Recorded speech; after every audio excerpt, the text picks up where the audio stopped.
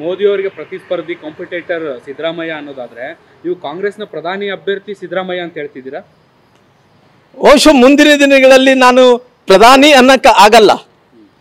ಒಬ್ಬ ಹಿಂದುಳಿದಂಥ ಸಮುದಾಯಗಳ ಒಬ್ಬ ನಾಯಕರನ್ನಾಗಿ ಅದು ಏನು ಯಾವತ್ತಿಲ್ಲಾರ್ದಂಥ ಕೆಲಸ, ಕಾಂಗ್ರೆಸ್ ನಾಯಕರು ಯಾವತ್ತಿಲ್ಲಾರ್ದಂಥ ಒಂದು ಘಟನೆ ಏನಂದ್ರೆ ಈಗ ಅವ್ರನ್ನ ರಾಷ್ಟ್ರ ಮಟ್ಟದಲ್ಲಿ OBC ಹಿಂದುಳಿದಂಥ ಒಬ್ಬ ನಾಯಕನಾಗಿ ಚೇರ್ಮನ್ ಆಗಿ ಮಾಡಿಬಿಟ್ಟಾರ.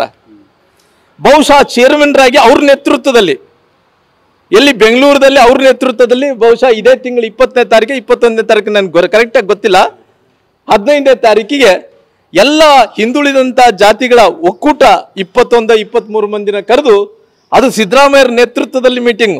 ನೋಡ್ರಿ ಎಷ್ಟು ದೊಡ್ಡ ಹುದ್ದೆ ಸಿದ್ದರಾಮಯ್ಯರು ಕೊಟ್ಟಾರ ಅವರು. ಬಹುಶಃ ಮುಂದಿನ ದಿನಗಳಲ್ಲಿ ಅವ್ರನ್ನ ಅಲ್ಲೇ ಉಳಿಸಲ್ಲ, ಪುನಃ ರಾಜ್ಯದಿಂದ ರಾಷ್ಟ್ರ ಮಟ್ಟಿಗೆ ಡೆಲ್ಲಿ ಹೊತ್ಕೊಂಡ್ ಬರ್ತಾರ.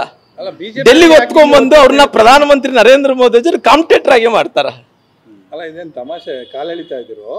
ಇಲ್ಲ, ಖಂಡಿತವಾಗಿ ಇವತ್ತು ಅವ್ರು ನೋಡ್ರಿ, ಇವೆಲ್ಲ ಇವತ್ತು ರಾಜಣ್ಣವ್ರ ಹೇಳಿಕೆಗಳನ್ನ ನೋಡ್ರಿ, ಅದರ ಜೊತೆಲಿ ನಮ್ಮ ಶಿವಕುಮಾರ್ ಅವರು ಹೇಳಿಕೆಯನ್ನು ನೋಡ್ರಿ, ಶಾಸಕರು ರಾಮನಗರ ಶಾಸಕರ ಹೇಳಿಕೆಯನ್ನು ನೋಡ್ಕೊಳ್ರಿ. ಆಮೇಲೆ ಇವೆಲ್ಲ ನೋಡಿದಂತ ಟೈಮಲ್ಲಿ ಕಾಕತಾಳೀಯವಾಗಿ ಅವ್ರನ್ನ OBC ಅಧ್ಯಕ್ಷ ಚೇರ್ಮನ್ ಆಗಿ ಕೂಡ ಮಾಡ್ತಾ ಇದಾರೆ. ಮೋದಿ ಅವರಿಗೆ ಪ್ರತಿಸ್ಪರ್ಧಿ ಅಂದ್ರೆ ಪ್ರಧಾನಿ ಅಭ್ಯರ್ಥಿ ಅಂತಾನೆ ಆಗುತ್ತೆ. ಬಹುಶಃ ಅವ್ರು ಏನನ್ನ ನನಗೆ ಗೊತ್ತಿಲ್ಲ, ಅವ್ರನ್ನ ಕರ್ಕೊಂಡ್ಬರ್ಬೇಕಲ್ಲ, ರಾಜ್ಯ ಮಟ್ಟದಿಂದ ರಾಷ್ಟ್ರ ಮಟ್ಟಕ್ಕೆ ಕರ್ಕೊಂಡ್ಬರ್ಬೇಕಲ್ಲ. ಕರ್ಕೊಂಡ್ಬರ್ಬೇಕಂದ್ರೆ ಅವ್ರನ್ನ ಹಂಗೆ ಬಿಡಬಾರ್ದು ನೋಡಿ. ಇವತ್ತು ಅವ್ರಿಗೆ ಒಂದು ದೊಡ್ಡ ಹುದ್ದೆ ಸಿಕ್ಕಿದೆ.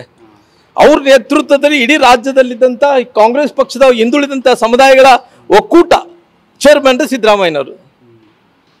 ಬಹುಶಃ ಸಿದ್ದರಾಮಯ್ಯರನ್ನ ಆಲ್ ಇಂಡಿಯಾ ಹಿಂದುಳಿದಂಥ ಸಮುದಾಯಗಳ ಒಕ್ಕೂಟ ಅಂದ ಚೇರ್ಮನ್ ಆದ ತಕ್ಷಣ ಅವ್ರು ಬೆಂಗಳೂರಿಗೆ ಸೀಮಿತ ಮಾಡಕ್ಕೆ ಸಾಧ್ಯ ಇಲ್ಲ.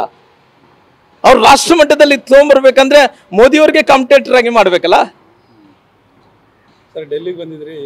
ನಾನು ಡೆಲ್ಲಿಗೆ ಬಂದಿರೋಂಥದ್ದು ಬೇರೆ, ನನ್ನ ಪರ್ಸನಲ್ ಆಗಿ ಯಾವುದೊಂದು ಕೆಲಸ ಇತ್ತು, ಹಂಗಾಗಿ ನಮ್ಮ ನಿತಿನ್ ಗಡ್ಕರಿ ಅವ್ರನ್ನ ನಾನು ಭೇಟಿ ಮಾಡ್ತಾ ಇದ್ದೀನಿ.